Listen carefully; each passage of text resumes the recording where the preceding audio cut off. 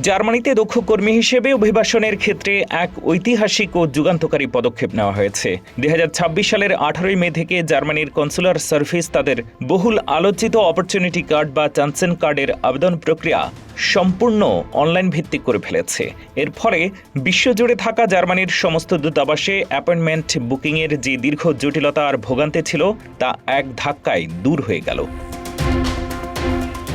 Mobility consultancy টেরাটার্ন এর guideline অনুযায়ী এখন থেকে প্রার্থীরা ঘরে বসেই একটি নিরাপদ প্রোফাইল তৈরি করতে পারবেন, সব প্রয়োজনীয় ডকুমেন্ট স্ক্যান করে আপলোড করতে পারবেন এবং রিয়েল টাইমে বায়োমেট্রিক স্লট বুক করতে পারবেন। এই ডিজিটালাইজেশন অত্যন্ত গুরুত্বপূর্ণ, কারণ ভারত, ব্রাজিল এবং নাইজেরিয়ার মতো বড় দেশগুলোতে এই কার্ডের জন্য ইন্টারভিউয়ের অ্যাপয়েন্টমেন্ট পেতে 5 থেকে 6 মাস পর্যন্ত অপেক্ষা করতে হতো। এখন পুরো প্রক্রিয়াটি অনলাইনে চলে আসায় জার্মানি সরকার আশা করছে যে পুরো ভিসা প্রসেসিং সময় নেবে মাত্র 8 থেকে 10 সপ্তাহ।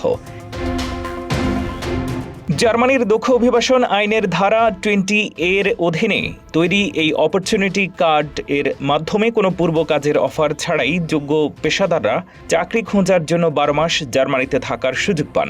তবে এর জন্য পয়েন্ট ভিত্তিক সিস্টেম, যোগ্যতা, অভিজ্ঞতা, ভাষা, বয়স ইত্যাদি মিলিয়ে ন্যূনতম 6 পয়েন্ট পেতে হবে এবং 2026 সালের নিয়ম অনুযায়ী ব্লক অ্যাকাউন্টে 13,092 ইউরো ফান্ডের প্রমাণ দেখাতে হবে। সফটওয়্যার ইঞ্জিনিয়ারিং, নার্সিং এবং ম্যানুফ্যাকচারিং খাতের মতো উচ্চ চাহিদা সম্পন্ন সেক্টরগুলোতে কর্মী সংকট মেটাতে জার্মান সরকার এবছর অন্তত 25,000 অতিরিক্ত কর্মী নেওয়ার লক্ষ্যমাত্রা নির্ধারণ করেছে।